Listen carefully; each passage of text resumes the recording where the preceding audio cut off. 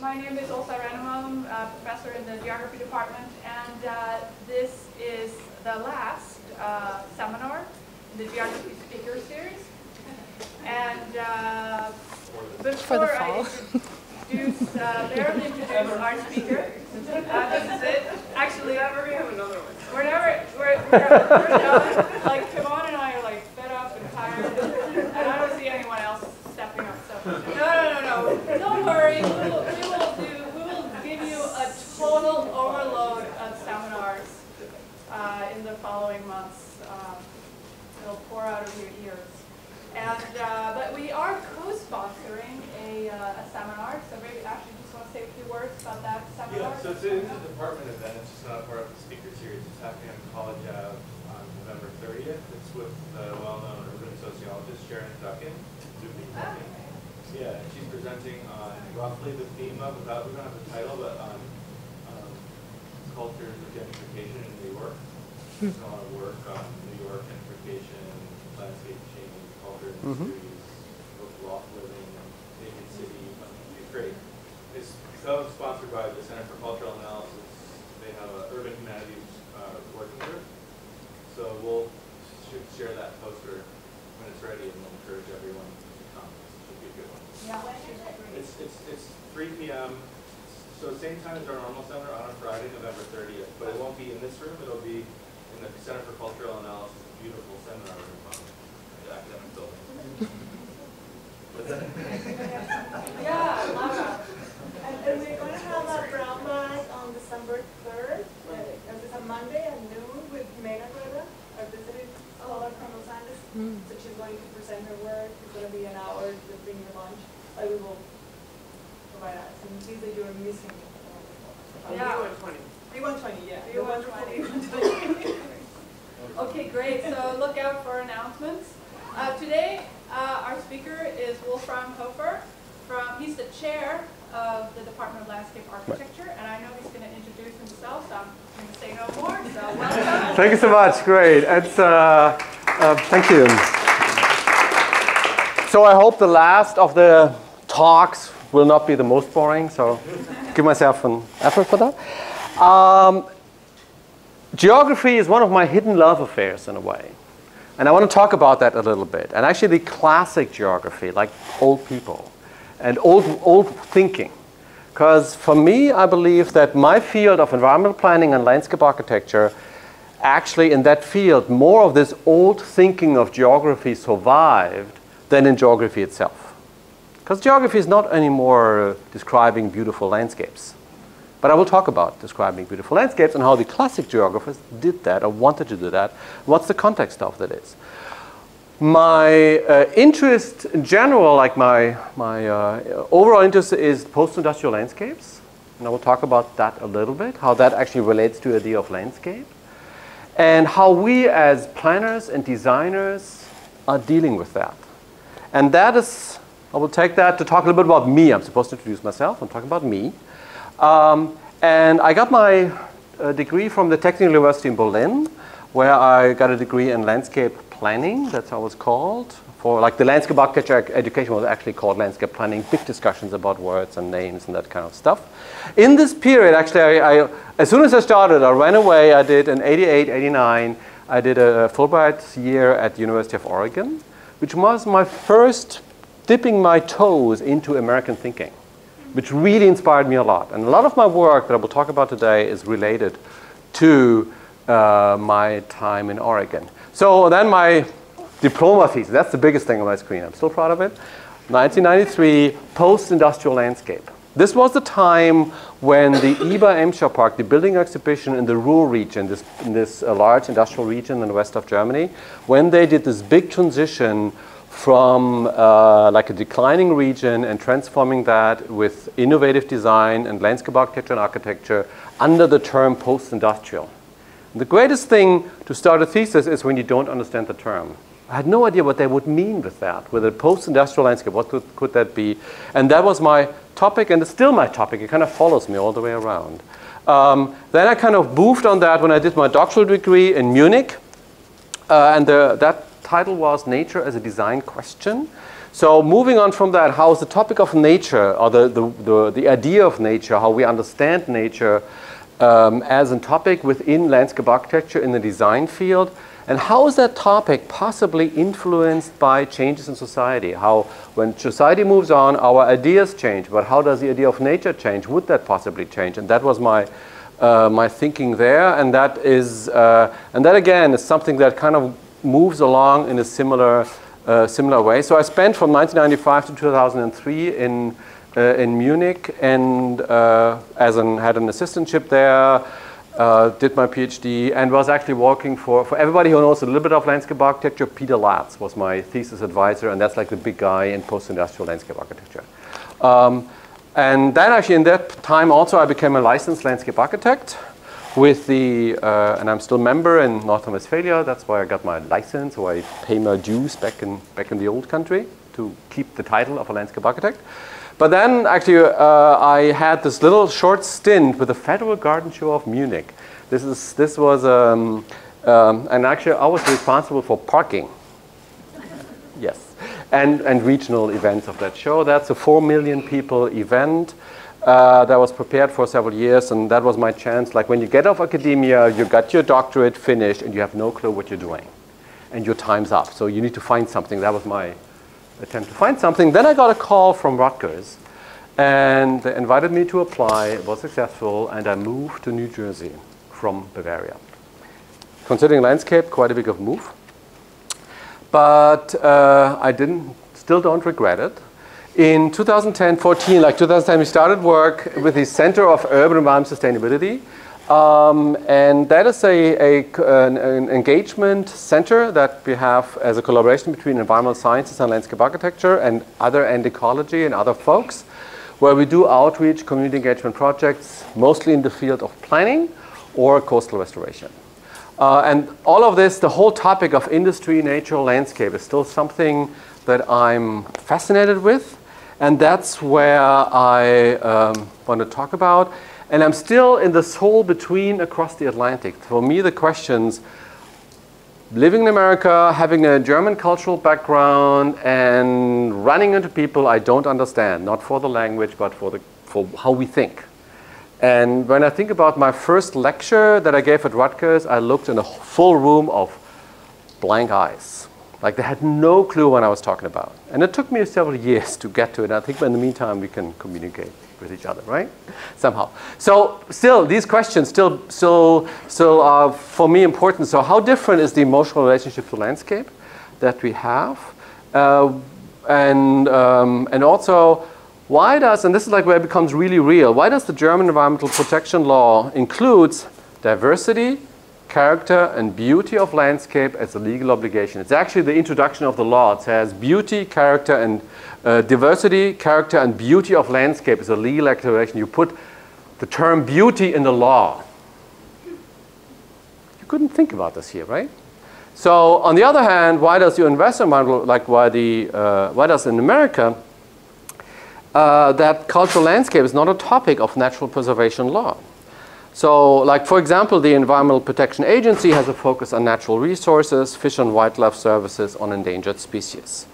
On the preservation aspects is done like the, and of course, as you all know, the natural beauty was the whole point of and the beauty of the American wilderness was the whole point of starting the national park movement.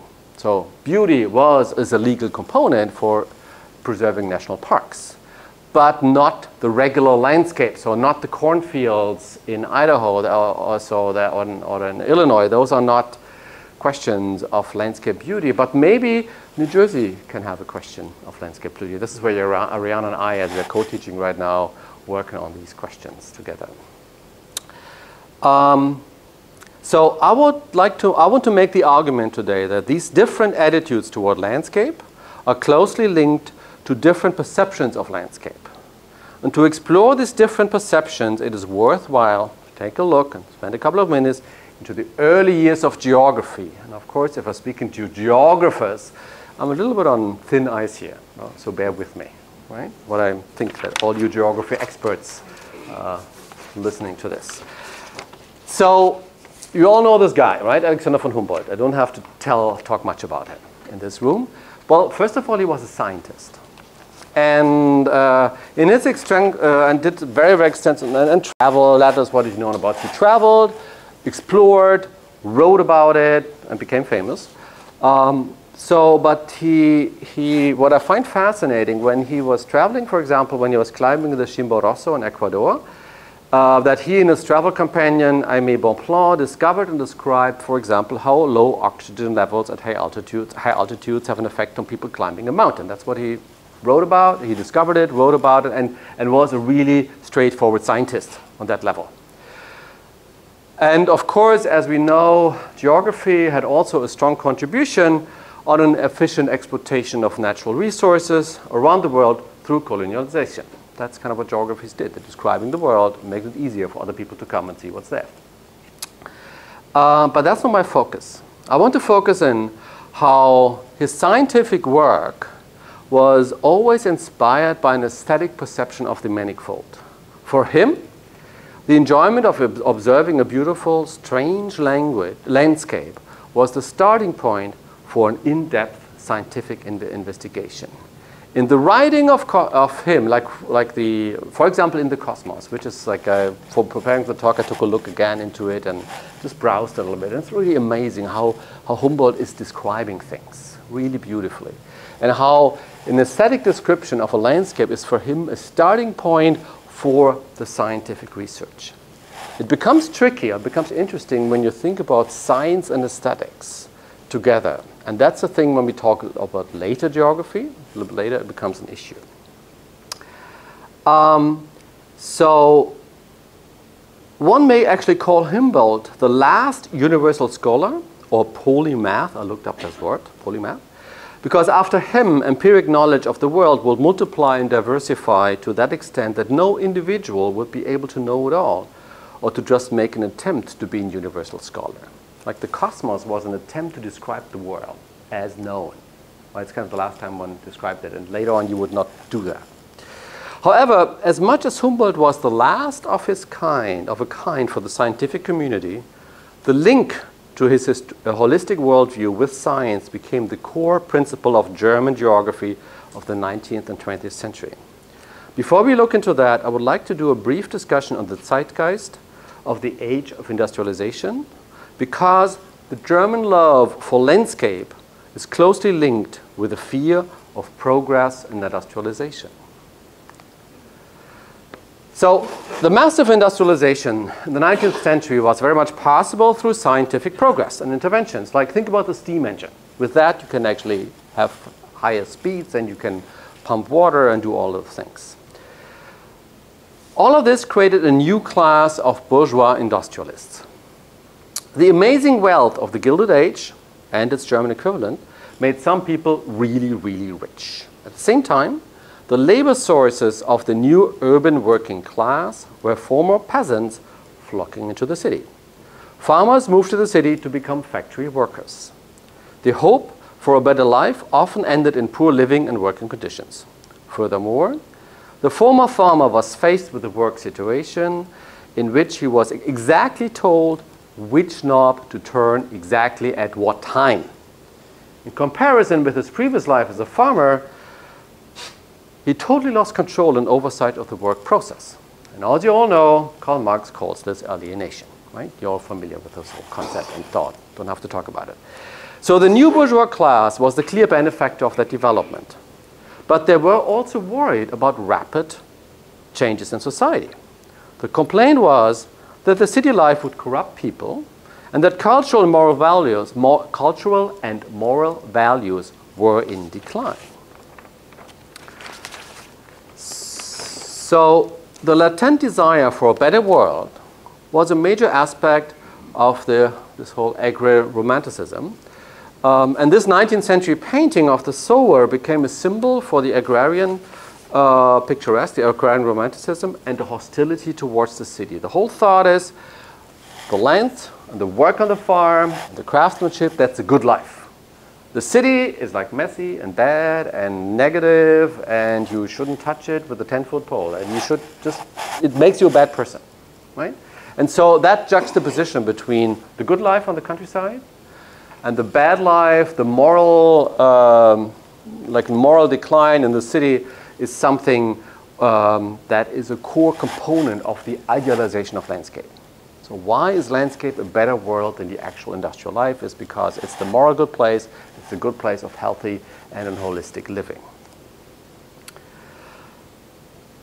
So so we're talking about a period of change in which traditions were questioned and new hierarchies evolved within the society.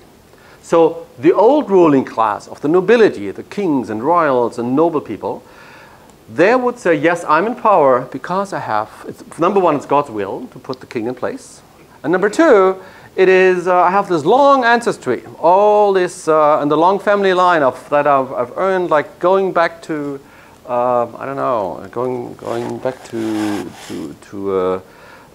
the first kings to say, I'm in power. In America, we have the thing, I'm going back to the Mayflower, but it's a little bit different story.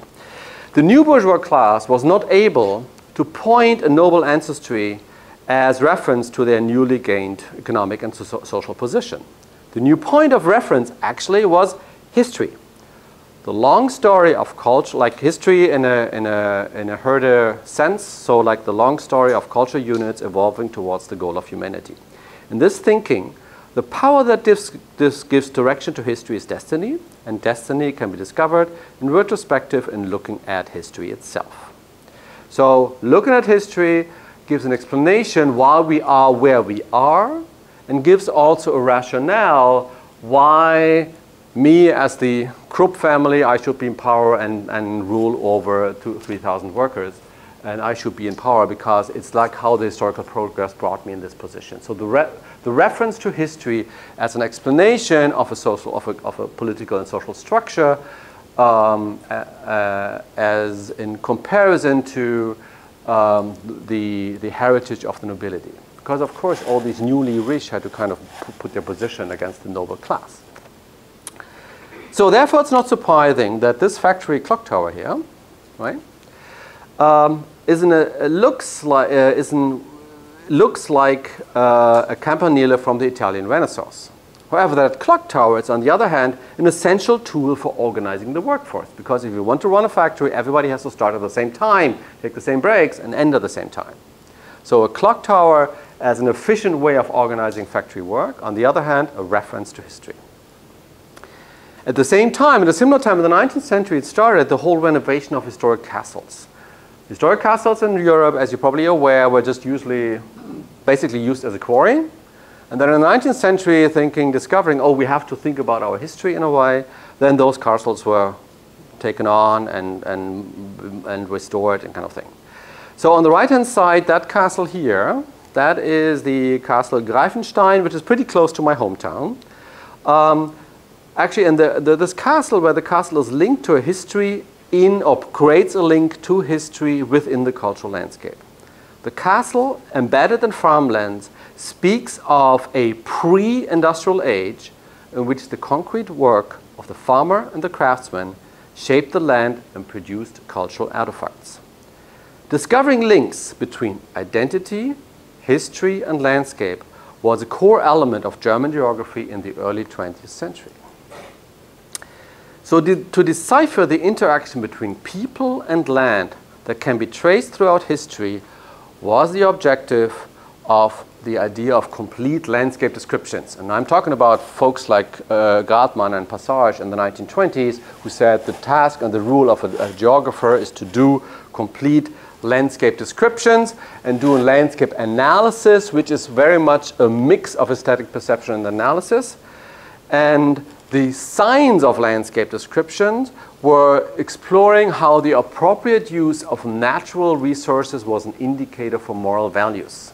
So saying if you discover, when you look at this image, that's Bavaria, and you see how the people figured out how to place those buildings at the top of that hill, the slope of the roofs is very much is supposed to keep the heavy snow from sliding, how the people keep their firewood out, and how this is a place where everything and the farms and all of this is an adaptation or is a work with the natural conditions in a way that it creates its own cultural beauty. And the classic geography of that time would describe that as a harmony of landscape that is created by agriculture and craftsmanship. And the point is, it has to be concrete work. We're speaking about a really conservative, politically conservative point of view. That's just, don't beat me for that. That's what it is. You have to talk about it. So it is a politically very point of view, conservative point of view,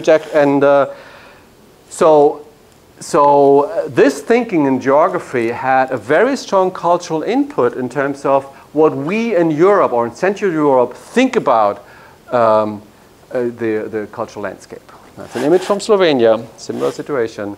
So that landscape is mostly common read as a homeland, a place where I belong to, a place that is actually formed by people, inherited from the ancestors. So you're just taking it almost like a loan from the history that moves on. I'm on my place at this point, I do my best at this place and give it forward to the next generation.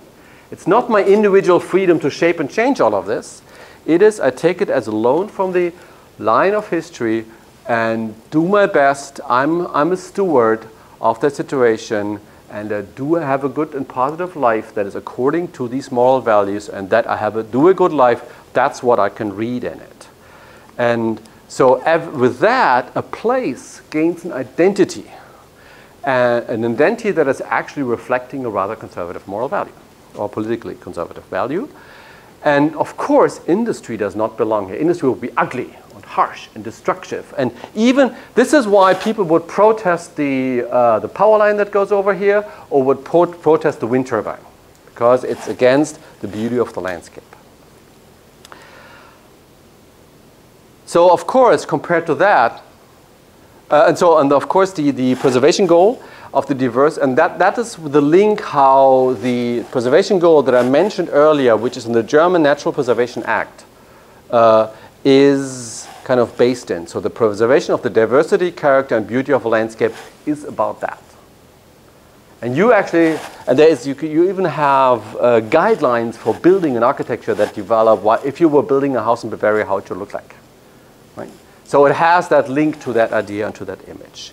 So on this kind of view, of course, that has no identity, right?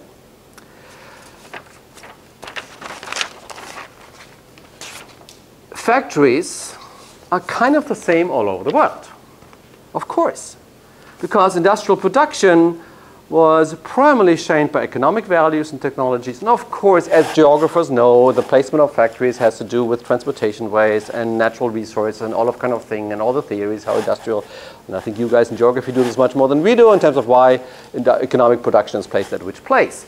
However, the things look the same, right? A steel plant in Pittsburgh looked like the steel plant in Duisburg. And of course, those industrial regions cannot have the character of the landscape. These places are not expressions of a life according to traditional nature. This is about mass production, international money, and alienation. That's what these things talk about from that geography point of view. So landscape is the opposite of industry and city in that point of view. And of course, the opposite to that city, right? That's kind of on purpose took an old slide thing, like, wow, don't want that. So I hope it became clear that in this European utopian understanding, that the idea of landscape became the juxtaposition of modern industrialized society. Landscape is the refuge to get away from the ugliness of an industrial system. It is very important to note this imagination happens in the mind, and it's without any real reference to pre-modern living. The life of the farmer was not that great, life expectancy and all of these things, diseases and all of that. Of course not. But it's the image that we have. That's the image that is transported and the ideal. So this is the basic thought behind images that guide the ideas of diversity, character, and beauty of landscape as described in the German Environmental Protection Law. And they actually become real when you think about projects of landscape enhancement. So at this location, this is near, it's an everyday place. That's a location near the city of Kassel in Hesse in like the central Germany. And the project was to say,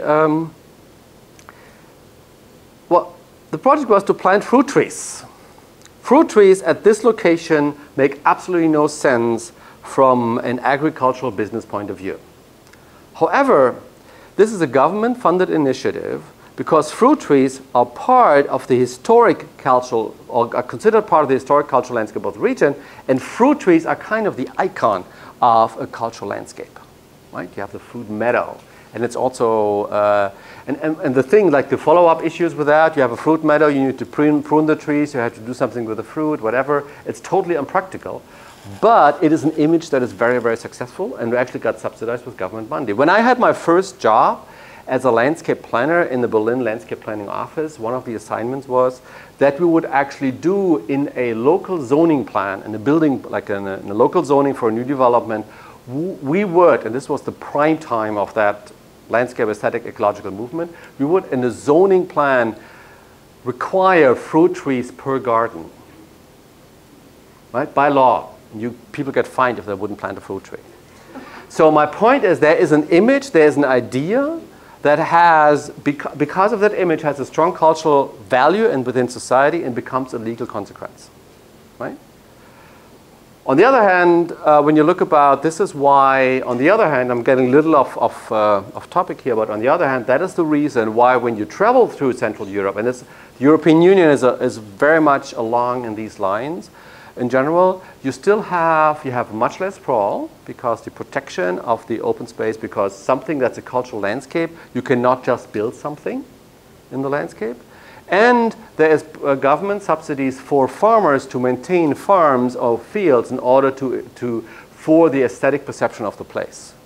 Actually, farms have economically, for them, it's more important to do that than the actual production at some places.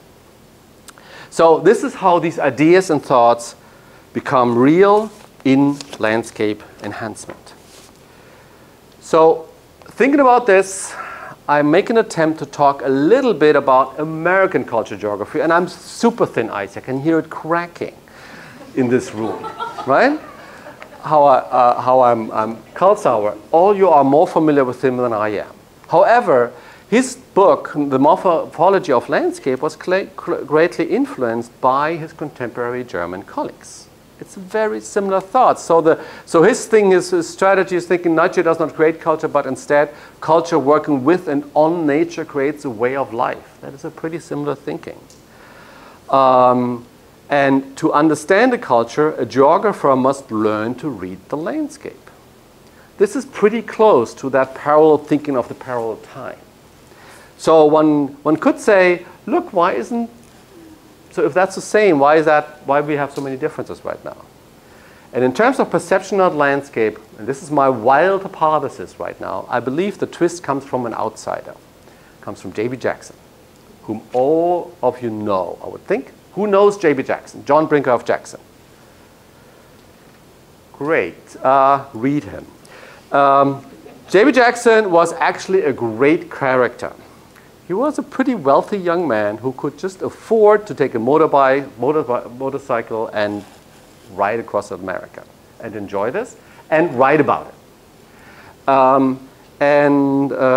So he invented the journal Landscape, and as some of you may know, in this journal Landscape, he actually used different pseudonyms within the landscape to make it look like several authors published in it. However, it became later a pretty interesting publication. However, what he did, he described beautiful essays about the landscape, but most importantly, the observation go beyond what these harmonious landscape. He would value the ugly and the suburban, all of that. So my favorite thing that he has an article about the American garage. It's like my favorite one. This is where he describes how the American garage was first built separate from the house because of the danger of the engine. Then it kind of moved closer, and then it actually became, and then at the end you had these two-door garages, or these white garages in the 1960s. Nobody had two cars, but it made look like you had two cars, and you had your freezer in it and your table tennis table, right? So my thing is, he describes these things. He describes all the stranger's path, how you enter a city, and how the strip and the highway are actually culturally relevant topics. And so that's why it's valuable to read him. But in this writing, landscape is not a unit of people and land, but it's open to most various kinds of people. There's no judgment. And he has the main difference is this is a very open idea of what society is. And he can have groups that get together and do that. And that makes it,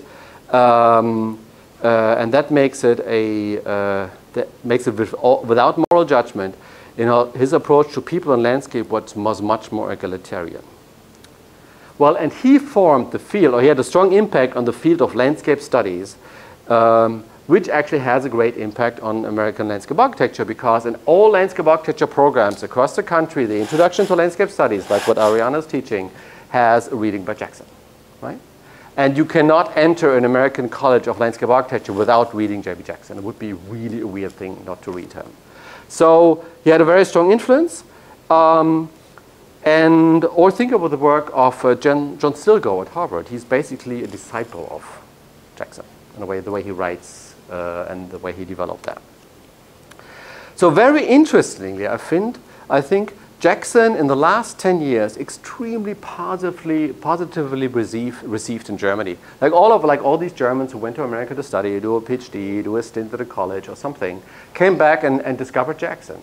I thought, whoa, somebody's writing out about landscape without being conservative. How cool is that, right?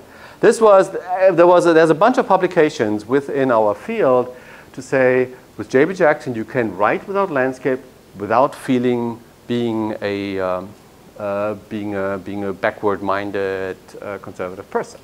Of course, we don't want to be that. But here, we love landscape. So here's a way of loving it without feeling that.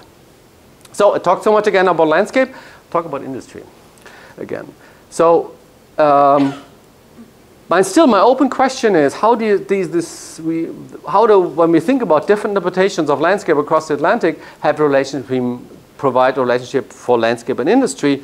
As I said, in Europe, it's the cultural heritage. Industry is an ugly disturbance of landscape harmony, and this painting from 1980 kind of shows this pretty much. And for our thinking, certainly in Germany, nuclear power is the ultimate evil, right?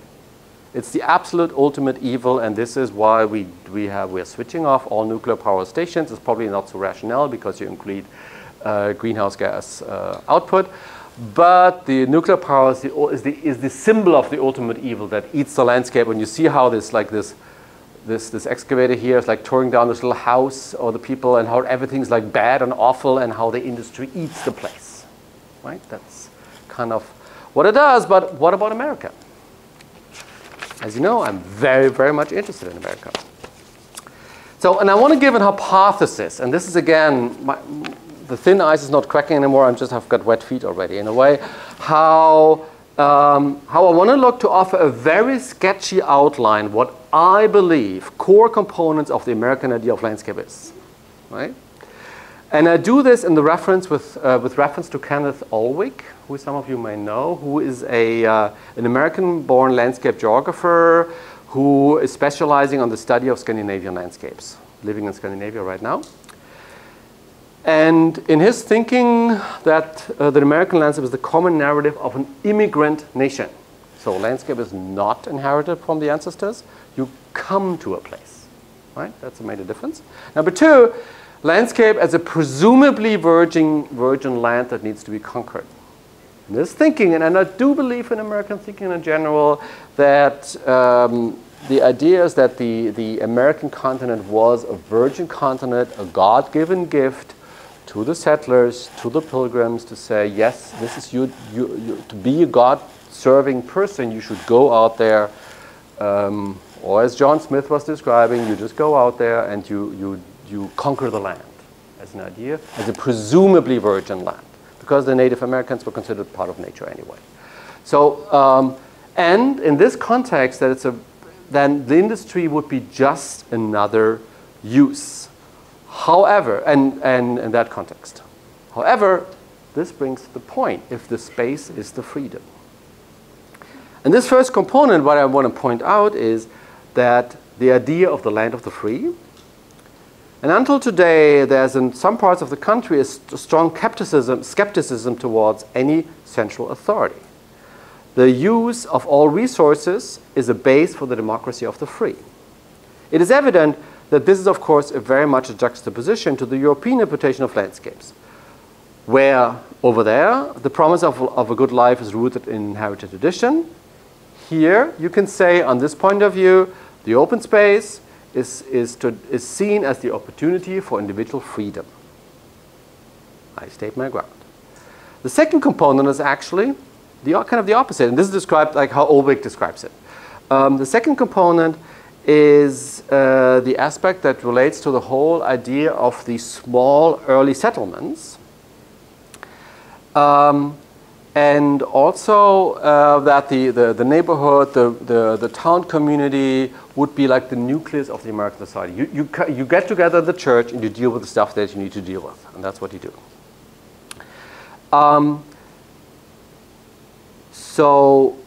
So that is actually interesting in the relationship to the aspect of orientation in the face of a universal and abstract economic system. That's what I said about like what industry was about. It was universal and abstract. And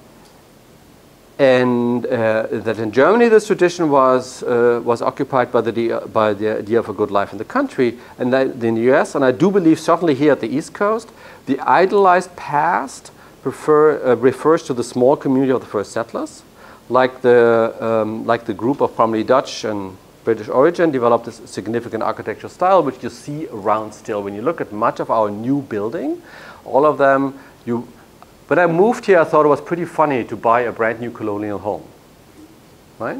But that's the point, buying a brand new colonial home.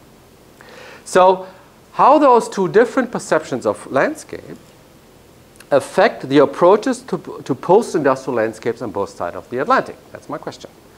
On both sides of the Atlantic. So the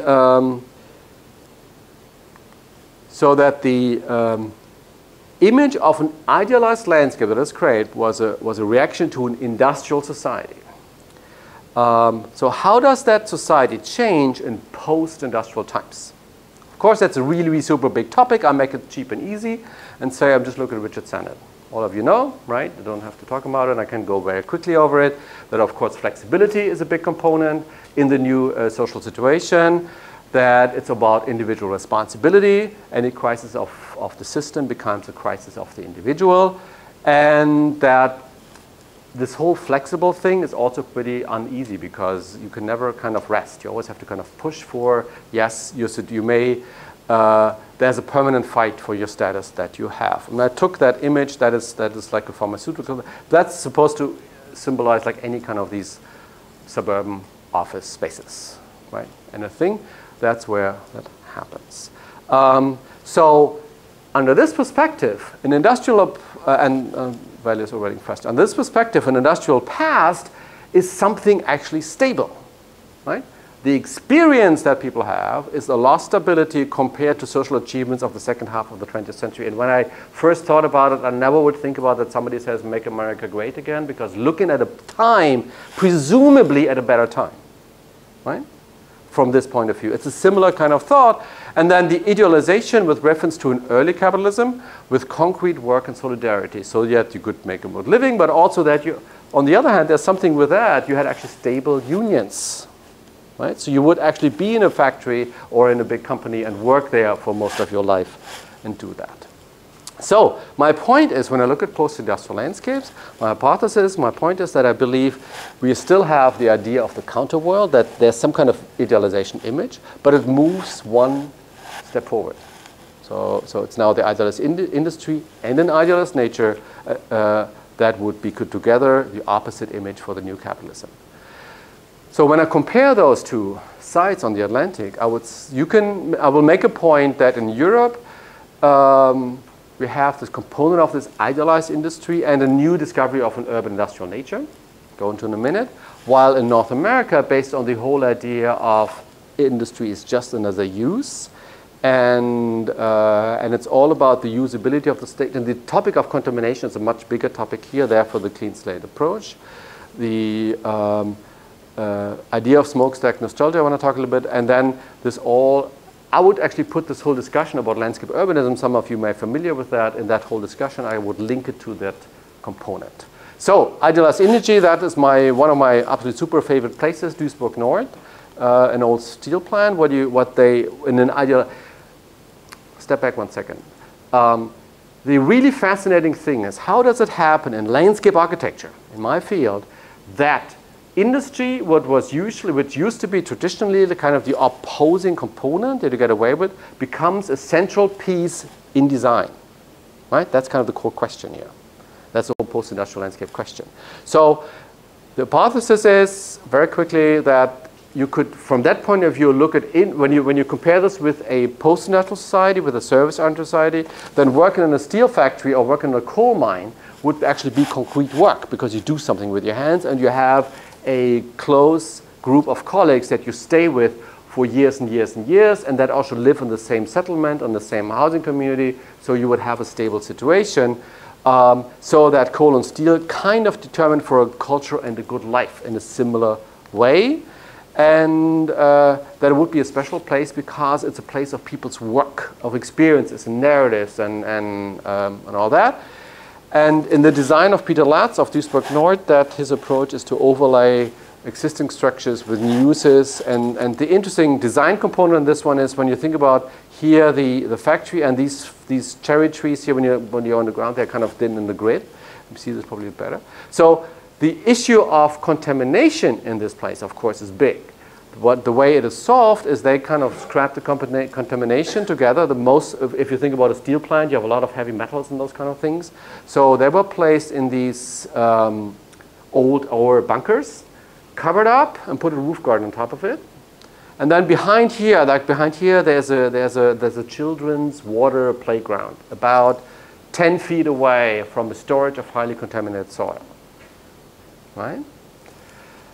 That talks about a different approach. It's totally, absolutely super safe, but it's a totally different operation. If you would say somebody in a public park, this is contaminated, you don't get into trouble. A second component in this whole thing is that with the attendance of urban ecology, the introduction into the urban industrial nature becomes itself a topic of research, of looking at something carefully. And I find it so interesting. This is an old industrial, cargo train yard. And so in a cargo train yard, you have a natural preservation area where touching the grass is prohibited in a former cargo train yard. So the new nature on the cargo train yard is considered something that valuable that it has to follow under natural preservation.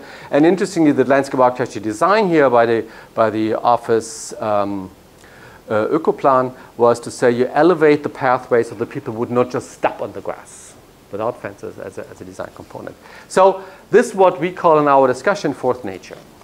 Right? And Holly and Frank, our colleagues in my department, are totally into it.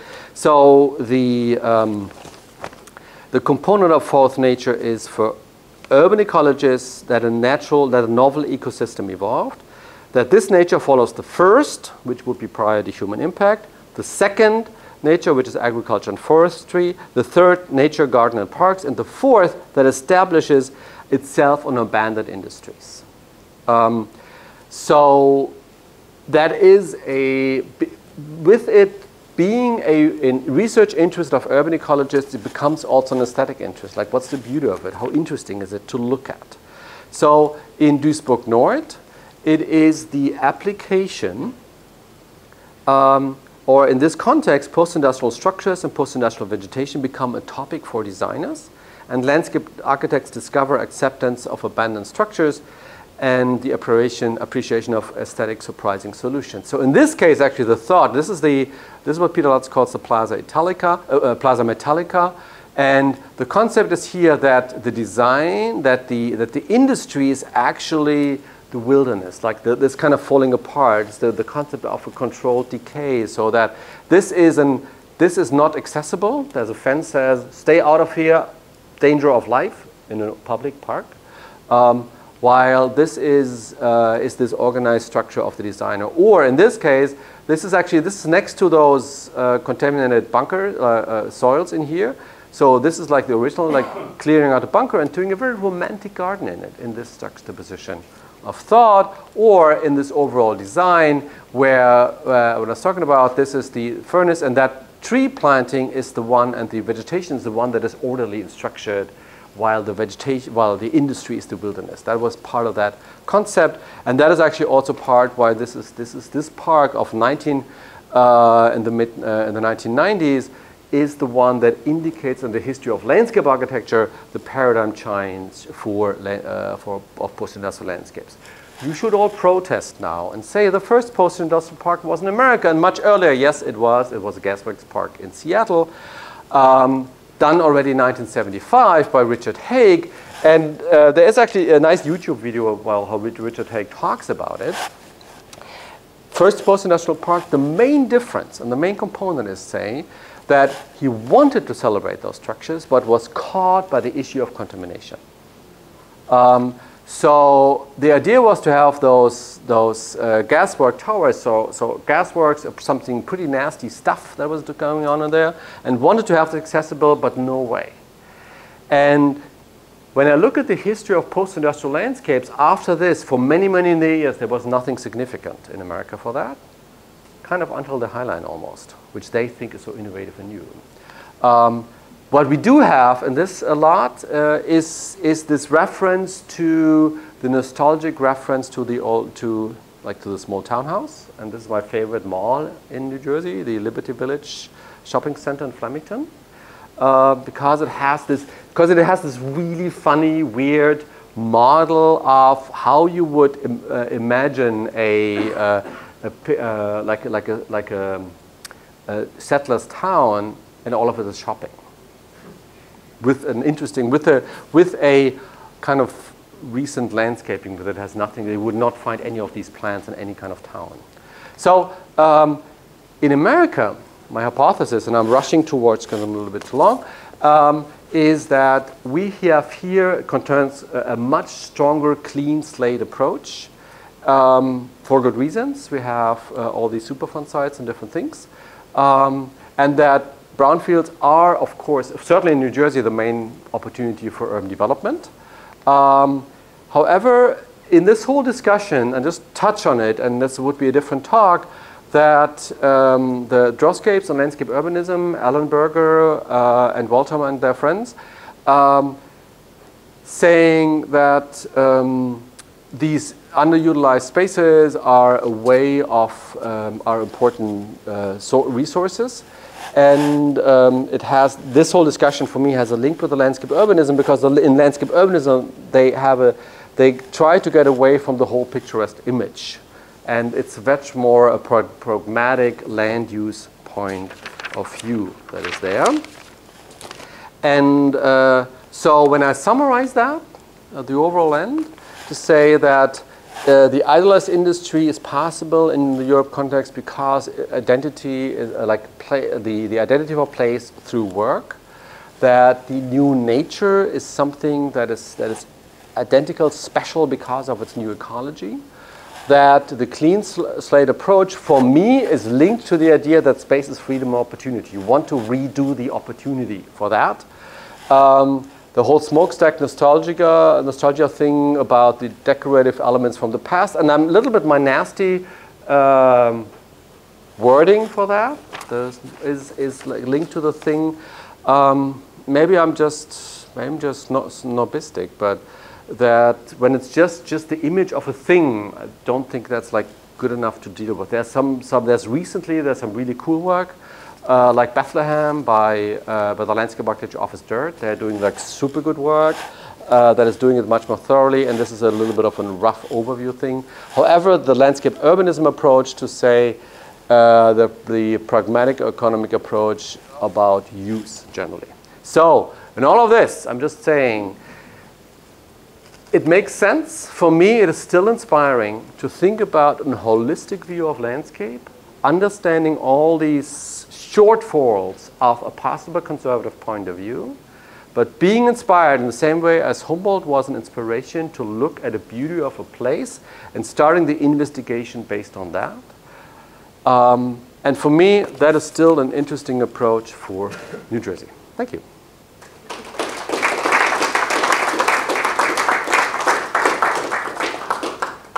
Questions, thoughts, comments?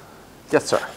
Well, it seems to me, I'm I'm a political scientist by training, and a lot of the development of American landscape architecture, or architecture, land Yeah. actually could be read out of a very influential book that came out, I think, in the mid-1950s by a political scientist named Louis Hartz, Okay. H-A-R-T-Z.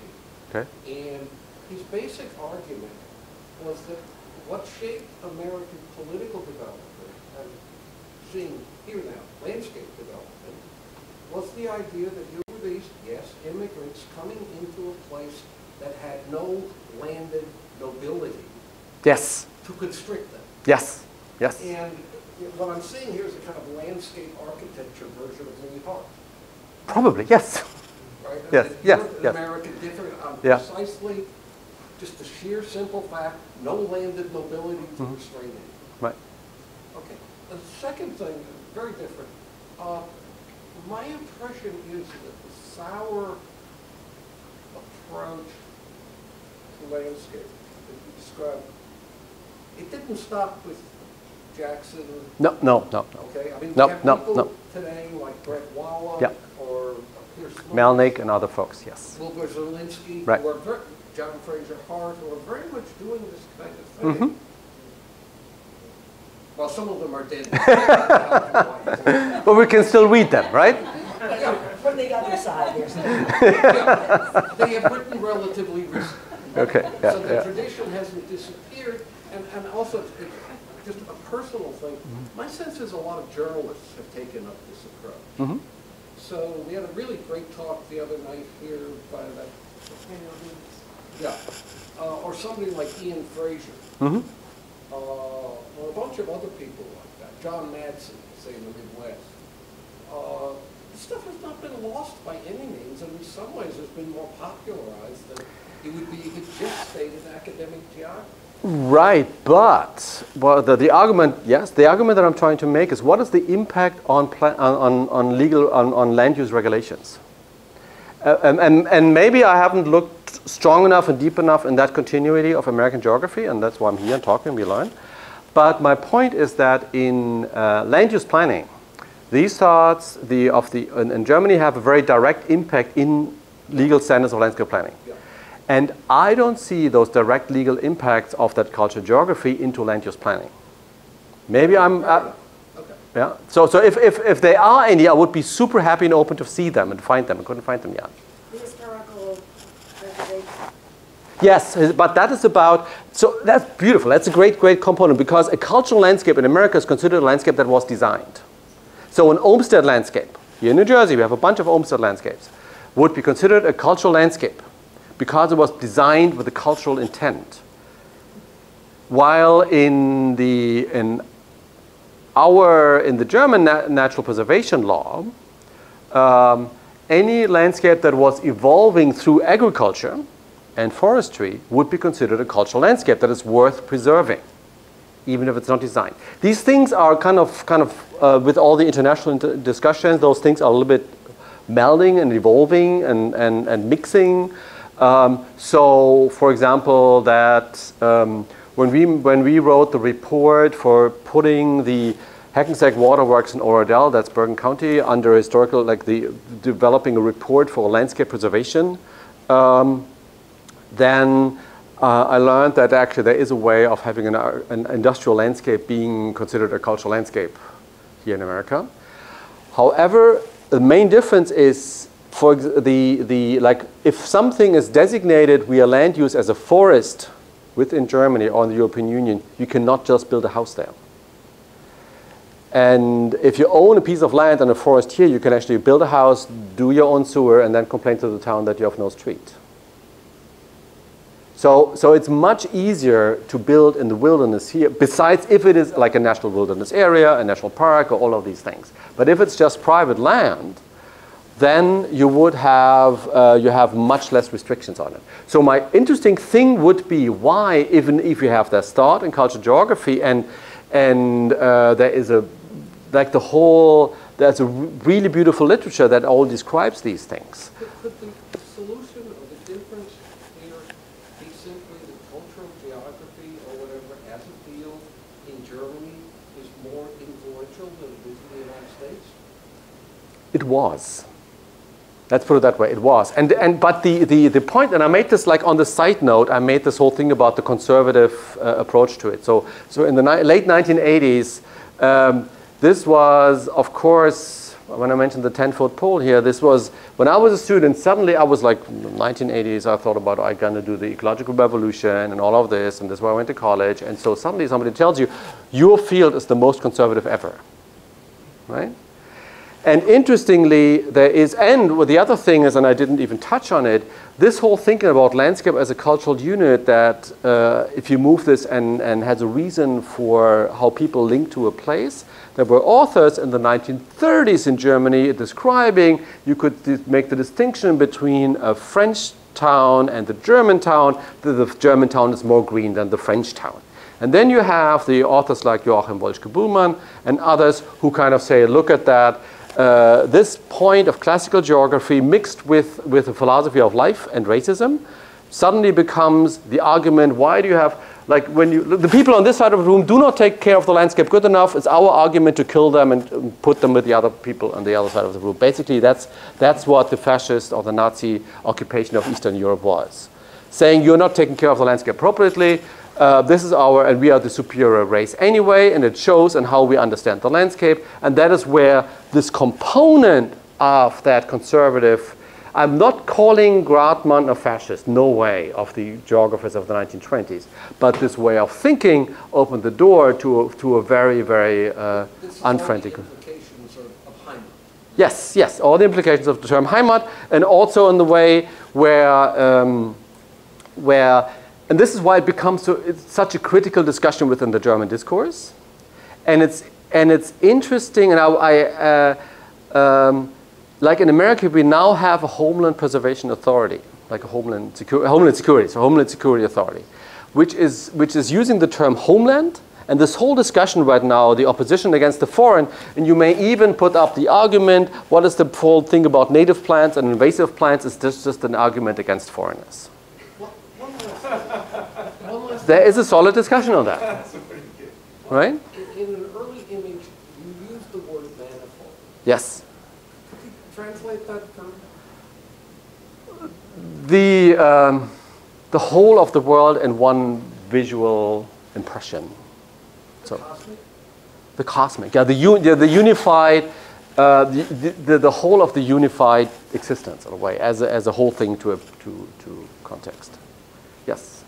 Thank you for talking. That discussion also is fantastic. And I'd like to build on that idea that the heart of a lot of European right-wing movements is Yes. an agrarian myth, the one Yes. with the quotes Yes.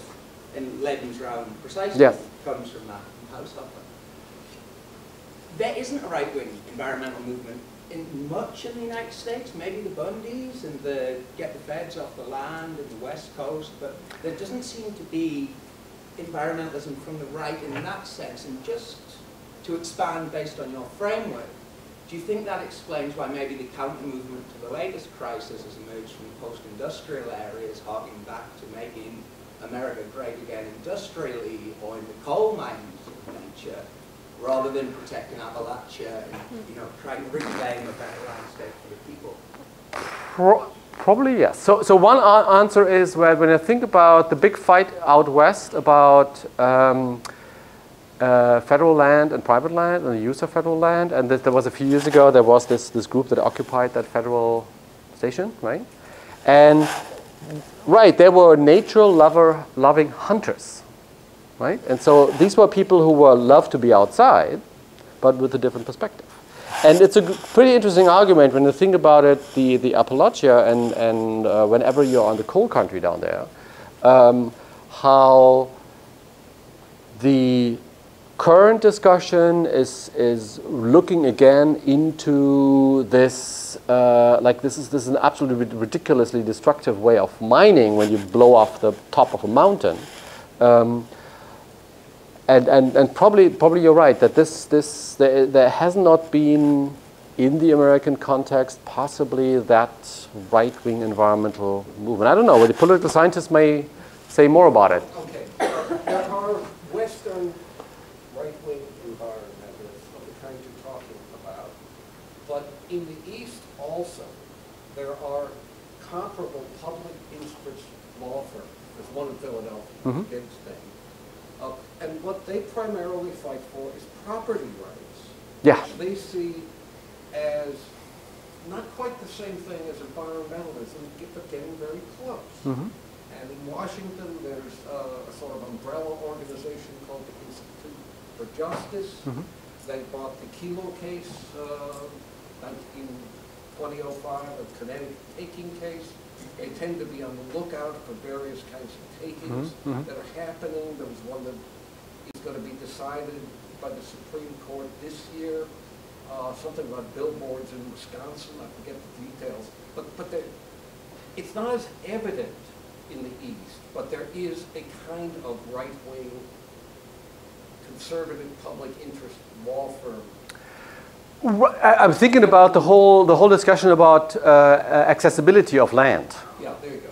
Right, the New England discussion in terms of, and I'm again, my eyes getting thinner here. So in a way that when there is going back to colonial times, the right of walking across the forest, and there is somebody, and the whole discussion about how much can you actually do it, and how much if you actually buy a forest and own it then from an environmentalist point of view, and how can you get the hunters and the cross bikers out of it? Right, and this involves all kinds of arguments about what land is posted and when. Yeah.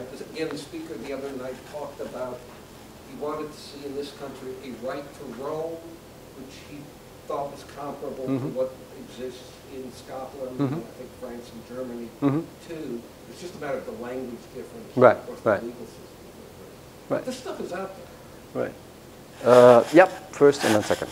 Okay. At some point, you showed an image of a little village in Germany on the hillside, and you talked about the roofs being slanted so that the snow came off and all that. And then shortly after, and you said, well, this is a protected area. You can never be allowed to build a power line or anything in there. That would just ruin the whole thing.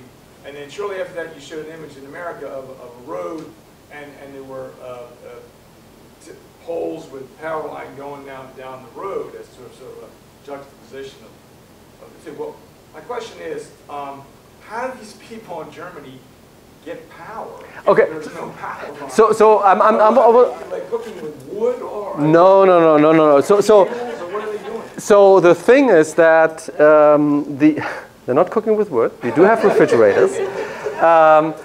But and I was not saying you cannot put a power line there. A power line would be difficult. And currently there's a really big controversy in Germany about long distance power lines. The thing is, if you want to get rid of nuclear power and you want to reduce climate impact, you have to have wind farms.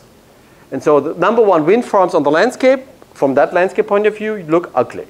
So there is a big planning discussion in terms of how do you place wind farms and what's the suitability for wind farms on the land. The other side is that the wind blows more in the north of Germany than in the south. I don't know, I'm not a climatologist enough or a wind expert, but as far as I know, like we have all these, you have the wind farms on the Northern Sea, and you need to get the power from the north to the south because the south is economically much more thriving. So the thing is to get those. If you have the wind farms, you have lots of wind farms, but you don't get the power to the south because people are opposing the power outlet, or the power lines. But there were no wind farms in that image either. No. Power lines, there were no wind farms. Well, they have underground power lines. People get power. Okay, those people would get. Beautiful image. Yes. It was very nice, but where they have a lot of candles. No. They have. Well, they do not have air conditioning, that's right, but they do have underground power lines. And you would, like the one thing that I came when I moved to Highland Park here, beautiful New Jersey, Highland Park, and I thought, whoa, suddenly I have power lines in front of my window. And as soon as it snows a little bit, you have a power outage. In my life, before I moved here, I probably experienced one short power outage in my life before I moved here. So my thing is, so the whole thing about the power lines is, yes, most of them are underground, and you have some long distance power lines across, and it's very much an exception to have an underground power line. They have power, they have cars. Maybe a few miles away you might have some power lines, yeah. but not anywhere near this yes, village. Yes. yes. Everything's underground. Everything's underground. It's a big, big tourism industry thing too. Yes, sir. So I was interested in what you were saying about how sort of labor shapes landscape, and you had made the point as far as now there's this sort of harkening back to a different form of capitalism, right, that created these industrial landscapes, and how like labor is becoming more flexibilized, and you know, that has implications for our aesthetics and the landscape. And I was thinking, it made me think of the like new Google city in Toronto. Have you heard about this? So like they're building on like a post-industrial side, like on the waterfront, like they're like waterfront. And they're doing it in such a way, to my understanding, that is based on like crowdsourcing data, and they're doing these sort of like module buildings, like that kind of like move around, like the landscape is constantly changing. So I'm just, you know, it's a kind of different like sort of space-time crunch. I was just thinking, have you like looked into any of that, like how that's, you know, these new sorts of labor regimes are creating these new sorts of landscapes that aren't permanent or fixed? I'm not sure if it's really linked to labor regime. It's more thought this kind of, it's a way of how you manage the, actually how you build it, how you manage a building and how you manage the construction of a building. And I know they make the whole point about we are all flexible and you're all linked and this kind of stuff, and I'm not, 2 points about it. Point number one, this is kind of the ultimate Richard Sennett future described with that everything is very, very flexible and you work at a very flexible place. And Richard Sennett makes the point that from that point of view, a more regulated work life where you're not so much responsible for everything, or not, you were not made individually responsible for a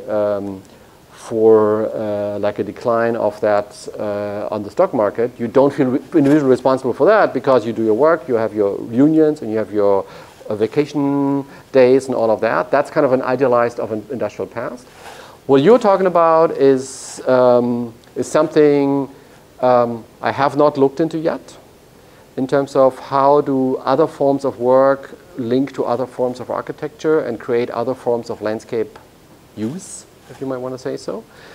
In New Jersey, we're discussing this with that, as you probably know, that a number of these 1980s, 90s suburban office parks are kind of getting out of use. And the question is, what do you do with them? And that kind of raises your question in a way, so how do we deal with that? And I always thought about that could be probably my fall 2019 studio topic. How would we deal with that? That could be, we could actually do something together then on that one. That would be an interesting topic to think about. But that's the way, doing that as a design exploration, what does that mean? Taking a bunch of case studies would be interesting to do, right?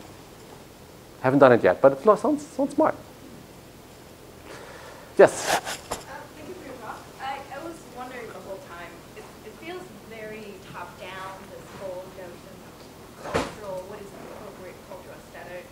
Because obviously that is very much, if you talk to anybody, they would have a different understanding of what appropriate, what is beauty. I mean, yeah. Like literally beauty is. So, you know, when these German bureaucrats, like, have you have fruit trees? Do you know what kind of fruit tree you must have? Well, a mix between apple and pears, and so. But you know, what about the people? Like, where do people fit into this whole notion of what is appropriate aesthetic? Okay, that causes 3 answers. Answer number 1 is about like we should have a discussion about Immanuel Kant. What is about the beauty and how you describe something as beautiful. We do this, and Ariana and I discussed this in our landscape theory seminar as a component, how you can speak about something that is universally considered beautiful if you have an individualistic aesthetic judgment. Besides that, leaving that to the side, what you're arguing, as far as I understand you, you're saying who sets the norm? Certainly, who sets the norm that becomes a legal standard, right? So in this case, it is and it is probably when the thing is that the German society or the European cultures by themselves consider themselves different cultures, but they talk much more about a cultural unity.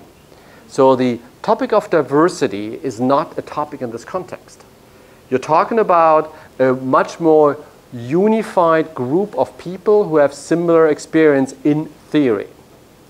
And when I was saying we are also afraid of this conservatism with that, because that's an extremely conservative notion that you have a body of people who have similar thoughts and similar ideals. That's the point of that conservative component with that. So and the other thing is in terms of how can you put all these really restrictive regulations on people? Impossible in a home rule state like New Jersey. True. And that is a different acceptance of so I would think there is generally a larger acceptance that government can regulate your land use. So for example, for a building permit, the governments in Europe can tell you, or town ordinance can tell you, you have to have a green roof. In a building ordinance can say every roof that is lower than from a particular angle has to have a green roof or has a percentage of 30% or something. You can say you have to have off your property, you must have a rain garden or a bioswale on it. That can be that is what planning law can tell you, because from a larger environmental point of view, that is a reasonable thing to do. And so it is much more difficult to do this here. It's like we can, in Highland Park, I'm on a zoning board, and there's no way we can tell people, you can hopefully pray, could you please do a tree? But you cannot tell people you got to have a green roof. Right? So the second answer to your question is there is a larger acceptance culturally, generally, about what's the role of government in land use and those decisions. The whole discussion about the aesthetics is of course, it kind of pulled back a little bit from this whole standard, how have to things look like. On the other hand, when you look at standards aesthetics, you look at recent American architecture that is so much more unified. There's so little variety in terms of what is built right now because the market regulates a standard aesthetic. The aesthetics that of any kind of building, of the most recent building developments around here, they have these neo-colonial fake brick facades that give this idea of a solid and wealthy home. Any modern architecture just doesn't sell. And this is where the aesthetics come in. There's no building standard, you have to do that, right? That things have to look neo-colonial because that's a unified appearance of a town. But what happens that the market regulates, this is what most of the folks want, and that actually particular groups of the American population, like wealthy Indians, love lots of decorations. That's just what they like, right? And so other folks would like different things, and it's a market that regulates it. Even on the Main Street in Highland Park, there's a big discussion about how they have a really strict rules on how much you can print on the awnings on Main Street. But that's the Main Street ordinance. Great. Okay, Thank you. Great. I think we should stop there. So thank you very much. Thank you.